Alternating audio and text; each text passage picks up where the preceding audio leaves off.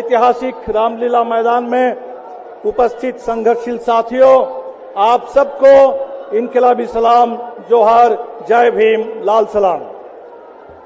आज चुनाव के बीच में हम लोगों को एक तरह से आपातकालीन इस रैली में शामिल होना पड़ा, क्योंकि पहली बार हिंदुस्तान देख रहा है कि जो चुनाव हो रहा है वो कैसा चुनाव है।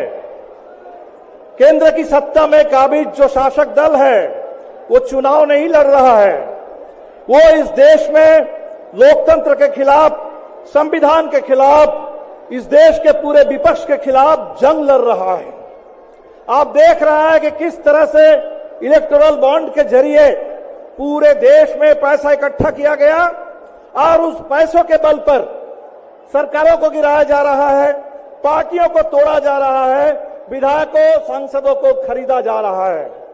जिनको खरीद नहीं सकते, जिनको झुका नहीं सकते, उनको जेल में भेजा जा रहा है।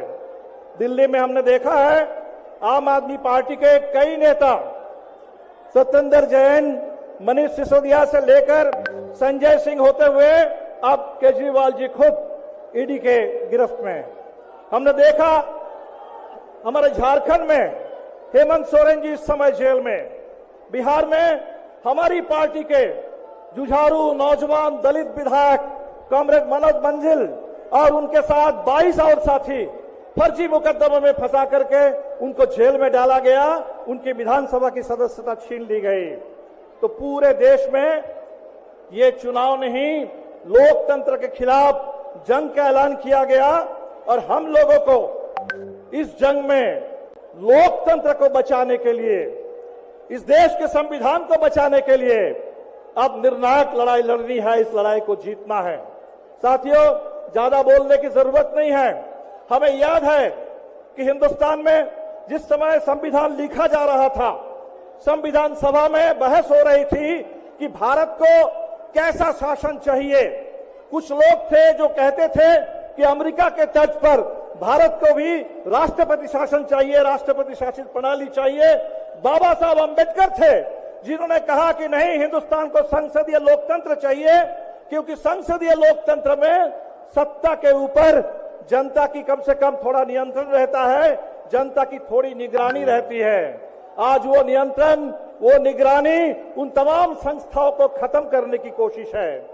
अंग्रेजी में एक कहावत है, absolute power corrupts absolutely. Absolute power और एब्सोल्यूट करप्शन एक ही सिक्के के दो पहलू हैं।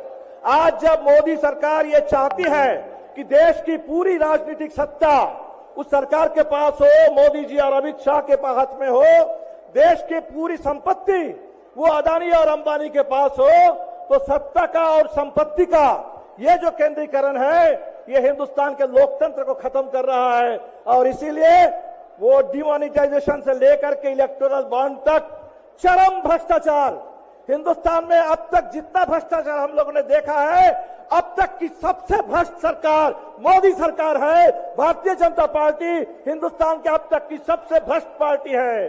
और इसीलिए इस बार की निर्णायक लड़ाई भ्रष्टाचार के खिलाफ, तानाशाही के खिलाफ, फांसीवाद के खिलाफ, मनुवाद के खिलाफ, इस देश में संविधान को खत्म करके मनुस्मृति को थोपने की साजिश के खिलाफ देश की निर्णायक लड़ाई है।